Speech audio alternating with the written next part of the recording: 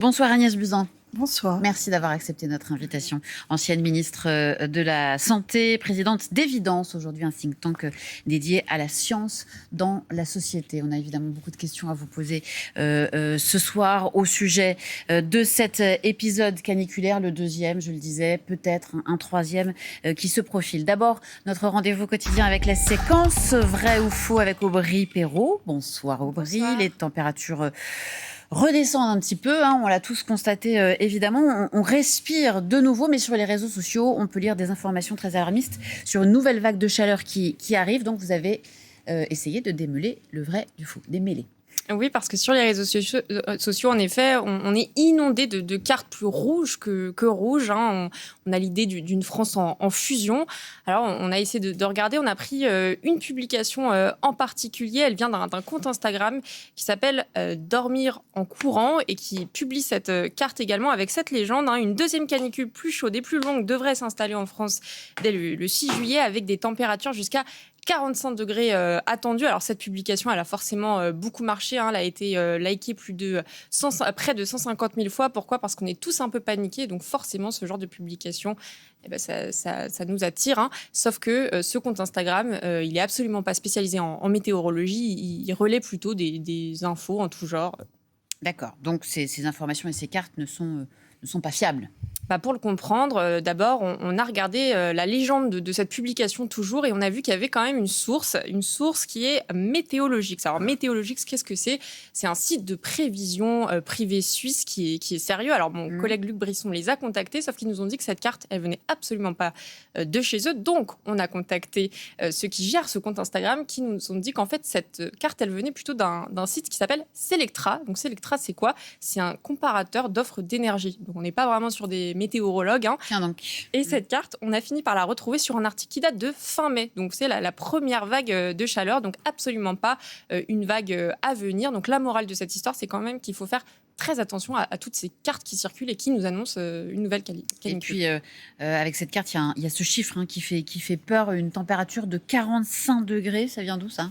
Alors pour le coup, ce chiffre, il vient pas de nulle part puisqu'on sait quand même qu'a priori, on s'expose à de nouvelles fortes températures dans les jours à venir. Et donc, il y a des sites de prévision américains qui ont des scénarios plutôt très alarmistes et donc qui nous annoncent en effet des scénarios à 15 voire 18 degrés au-dessus des normales de saison. C'est à gauche sur l'écran, je ne sais pas si vous voyez en écarlate.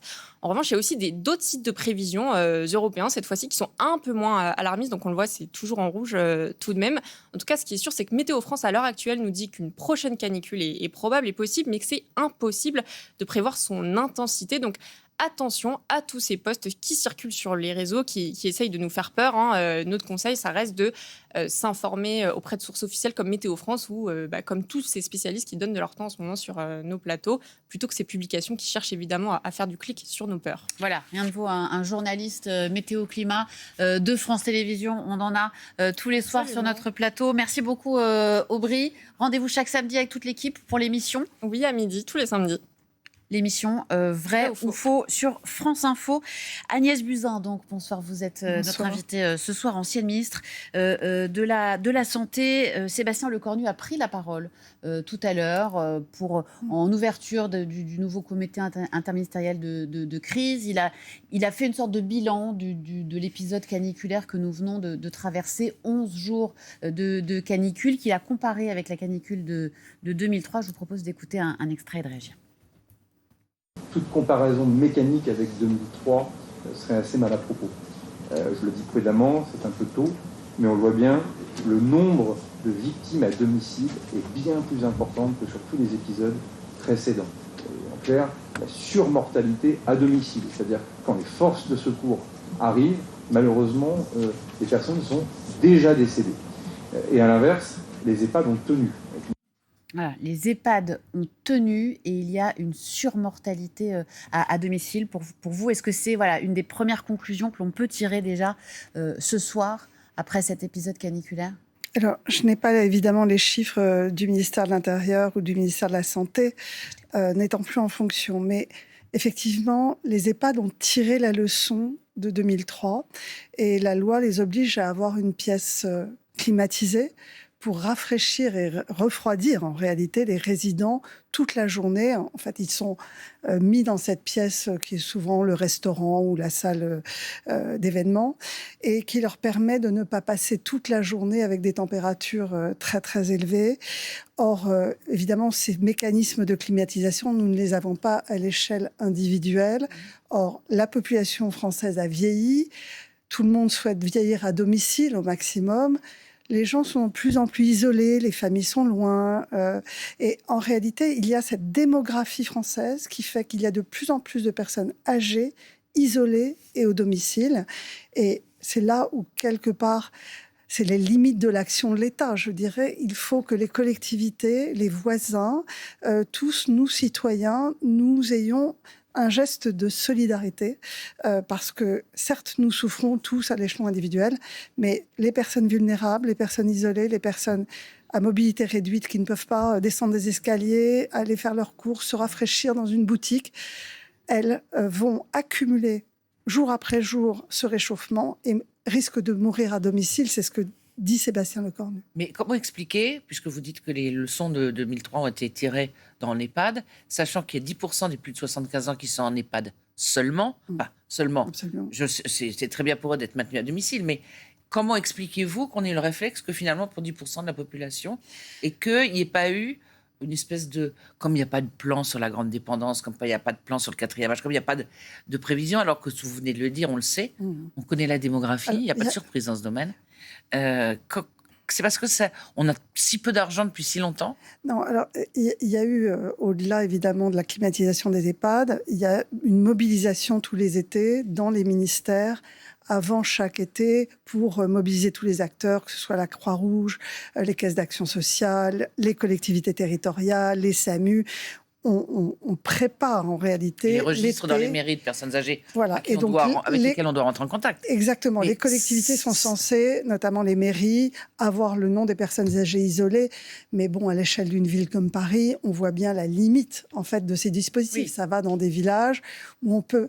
Moi-même, j'ai vécu un certain nombre de canicules en étant ministre de la Santé. Je me suis déplacée avec les agents associatifs, les agents de mairie qui allaient donner des bouteilles d'eau à domicile. Ça existe. Mais face à un épisode caniculaire qui vont en plus s'accélérer et augmenter en intensité, on a un enjeu de gérer les crises collectivement. Mais c'est colossal, en fait. Parce qu'on voit bien que là, il y a un certain nombre de personnes. Alors, on n'a pas encore le chiffre ce soir, on va l'avoir dans les jours ou les semaines qui viennent. Mais ce sont des gens, pour un certain nombre d'entre eux, qui ne peuvent pas se mouvoir, qui vont être âgés, à mobilité réduite ou handicapés, etc., qui sont dans leur logement.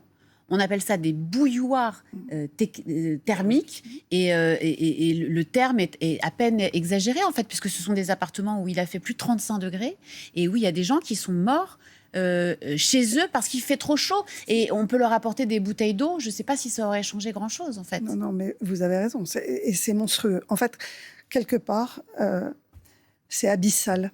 L'angoisse que ça procure, parce qu'on sait bien qu'en fait, on n'est pas face à une crise climatique, on est face à un changement climatique profond. On n'est pas dans une crise parce qu'on ne va pas revenir à l'état antérieur. Le retour à l'état antérieur, aujourd'hui, paraît impossible.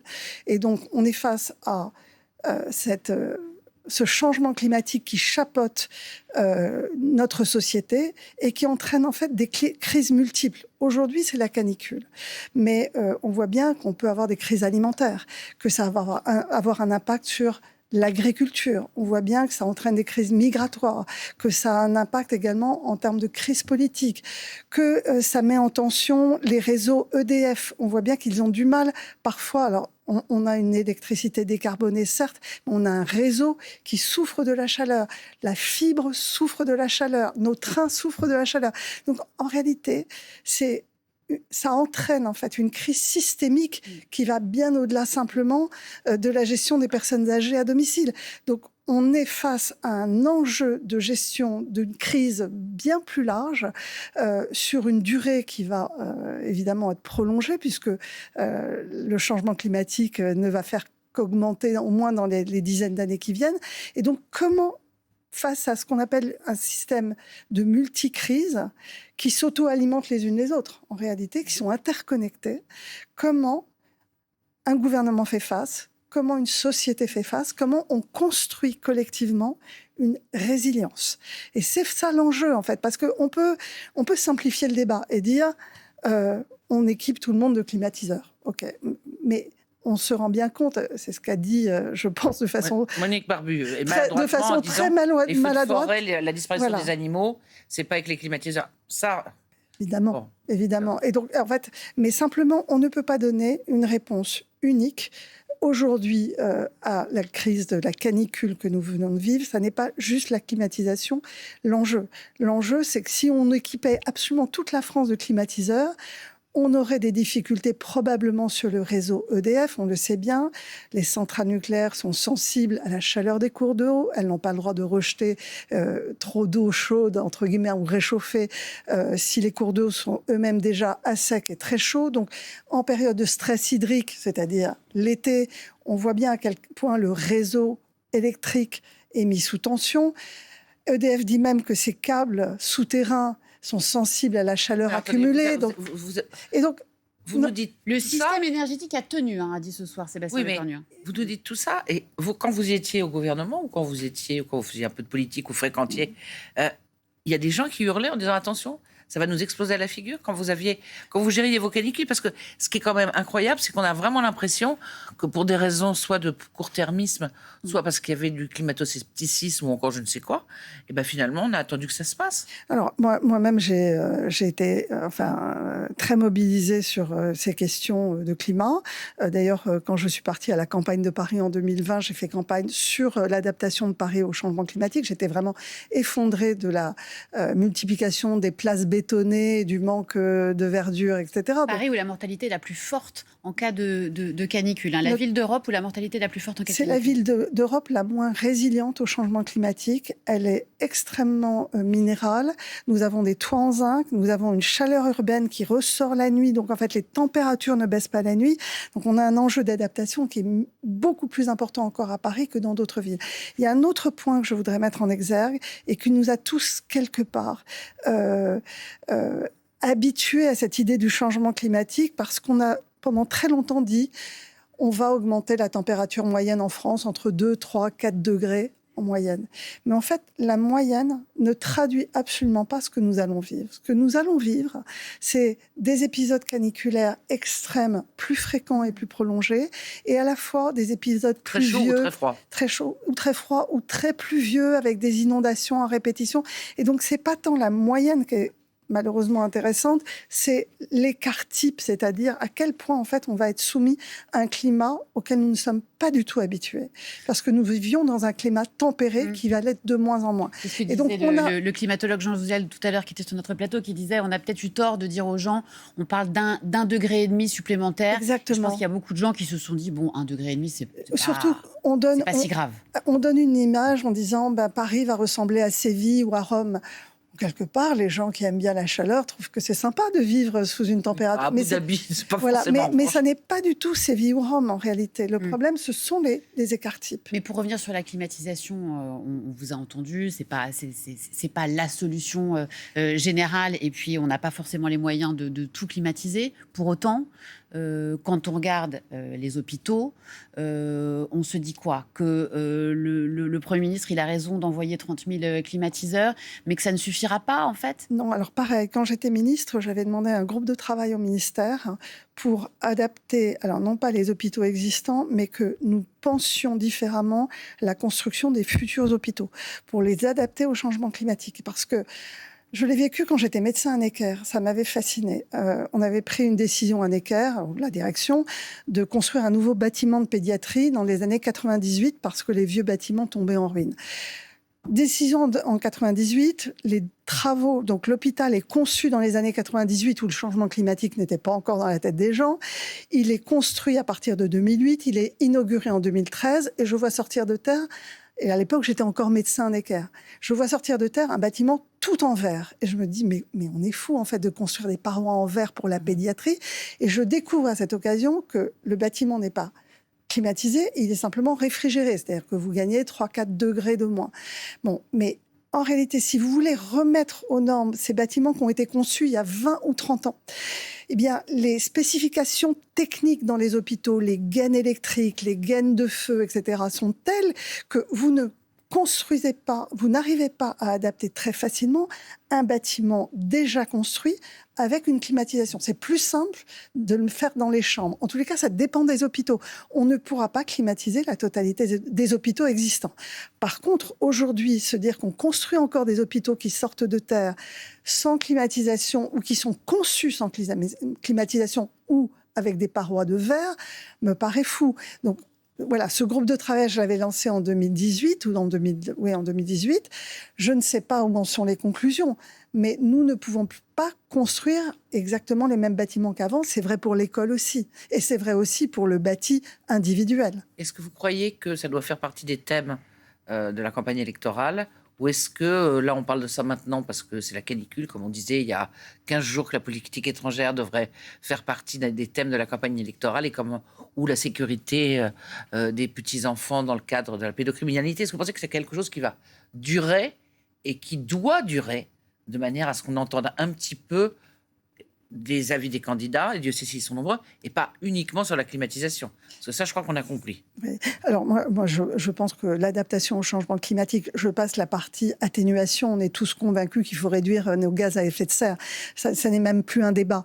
Mais sur l'adaptation, il est évident que nous n'allons pas assez vite. Et pourquoi nous n'allons pas assez vite? C'est que dans un système justement de multicrises, où vous avez à la fois des crises énergétiques, des crises financières, eh bien en fait vous avez besoin de plus en plus de ressources, notamment de ressources humaines pour penser la complexité, et de ressources financières. Or, on les a pas. Donc, en fait, on doit faire des arbitrages. Et face à des arbitrages, eh bien, en fait, on voit bien les politiques tétanisées. Tétanisées parce qu'on sait bien que de faire un choix va avoir un impact sur un autre choix. Si tout d'un coup, on décide de mettre tout dans la climatisation, on n'aura pas forcément les financements pour adapter le réseau ferroviaire. Et donc, la question, c'est comment on gère cette complexité à l'échelle d'un pays, à l'échelle d'un gouvernement. Mais avant de la gérer, il faut que les gens comprennent qu'on ne peut plus avoir de débat simpliste. On ne peut plus dire on veut une agriculture sans pesticides du tout, quitte à avoir moins de rendement et à s'exposer à une fragilité en souveraineté alimentaire. On ne peut pas dire qu'il faut tout climatiser et ne pas se préoccuper des autres risques.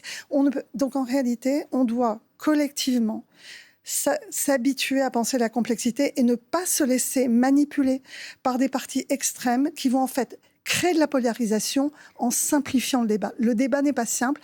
Nous allons avoir des choix à faire avec nos ressources, dont on sait qu'elles ne sont pas infinies, avec le coût de la vie, le coût de l'énergie. Nous allons devoir choisir en permanence entre climatiser des hôpitaux, avoir des stocks de masques, peut-être adapter le réseau ferroviaire, livrer des armes à certains pays pour les aider, des armes pour l'Ukraine, oui. etc., etc. Et ce sont des choix très compliqués à faire pour les gouvernements, parce que dès que vous choisissez un angle, évidemment, vous êtes passible d'avoir un peu lâché prise sur un autre angle.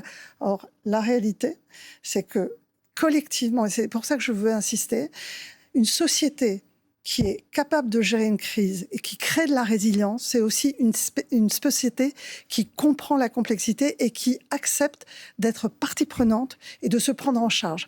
J'ai entendu des gens dire c'est honteux que dans les écoles on mette du papier, des couvertures de survie, etc. Je comprends effectivement que les parents d'élèves soient fous furieux d'avoir à le faire.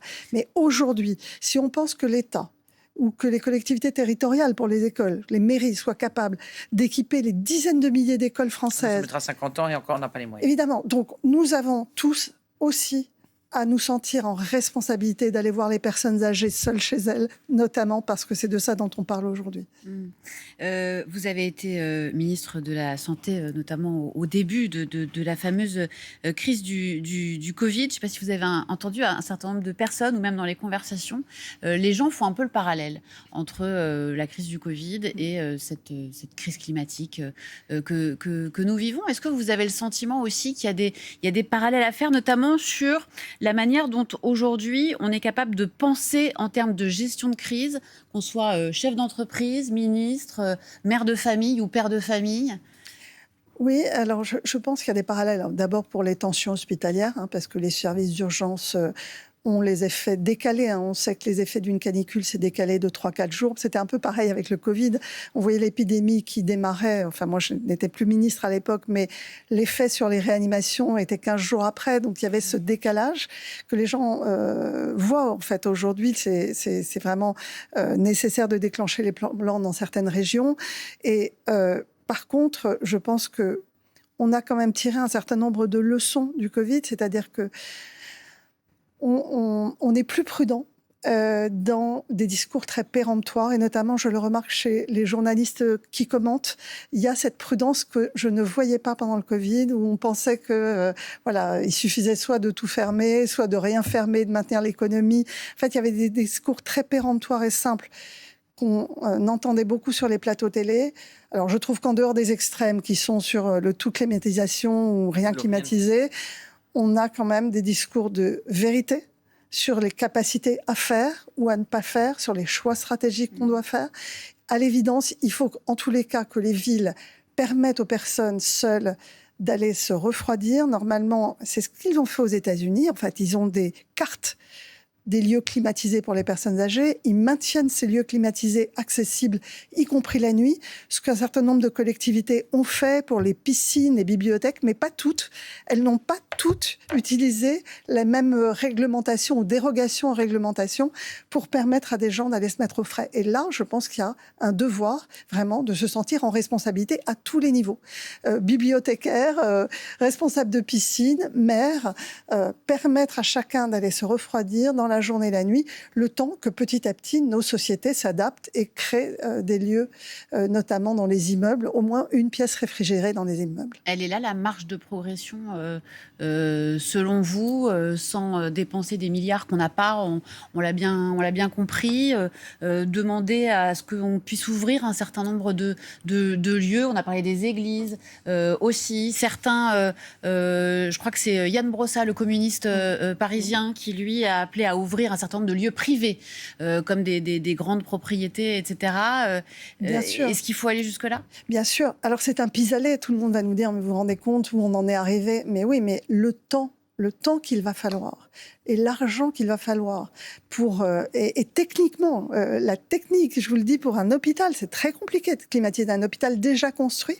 La climatisation, elle ne se décide pas facilement. Et donc, en réalité, pour ce temps-là, il faut tous qu'on y mette d'une autre.